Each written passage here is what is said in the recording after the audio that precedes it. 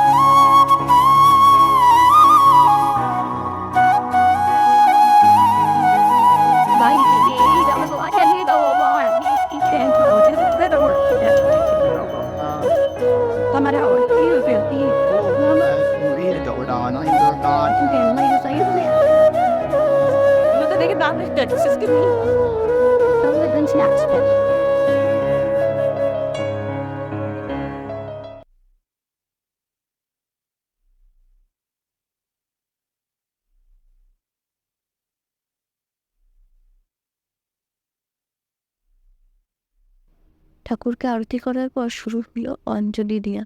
তো দেখো, আমি ফুল বেলপাতা হাতে নিয়ে ঠাকুরমশাই যে মন্ত্রগুলো বলছিল সেগুলো আমি পাঠ করি।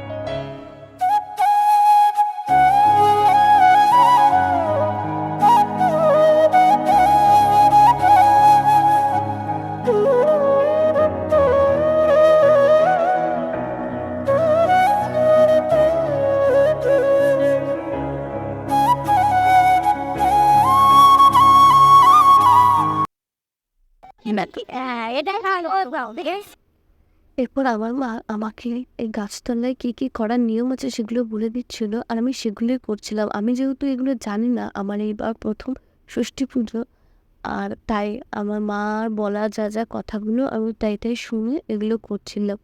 কি যেন সামনে না একটা পাখা নিয়ে দাঁড়িয়ে ছিল। আমি যেহেতু ফোনটা আমার একটা বোনের কাছে দিয়েছিলাম, তাই আমি বুঝতে পারিনি যে ঠিকঠাক উঠছিল কিনা। দেখো, সমস্ত ফল টল দেওয়ার পরে আরও যা যা নিয়ম ছিল সেগুলো আমি করে নিচ্ছিলাম।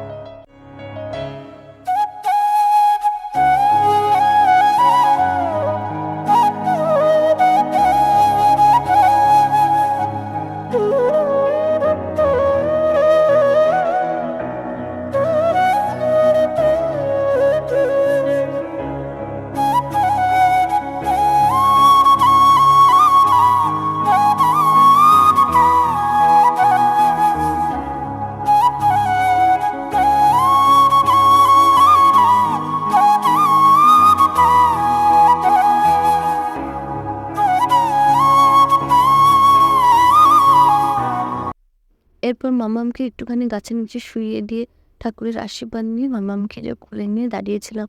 আর এরপরে মা যা যা নিয়ম ছিল সেগুলো করছিল। আর মাম্মাম এরপরে আর থাকতে চাইছিল না, খুব কান্নাকাটি করছিল। তারপর আমি বাড়িতে এসে আমার মেজো ঠাম্মা আমায় ডাকলো প্রসাদ খাওয়ার জন্য। তো দেখো আমি চলে এসেছি। আর যেহেতু আমাদের ভাত খেতে নেই, তাই ঠাম্মা আমাকে চিড়ে, দই, কলা, মিষ্টি, আম সমস্ত দিয়েছিল। এগুলো খেয়ে আজকে আমাদের সারাটা দিন কাটাতে হবে। আমার তেমন একটা দই চিড়ে খেতে ভালো লাগে না, কিন্তু তাও একটা দিন খেতেই হবে। चाहा तुझे मैंने वफा।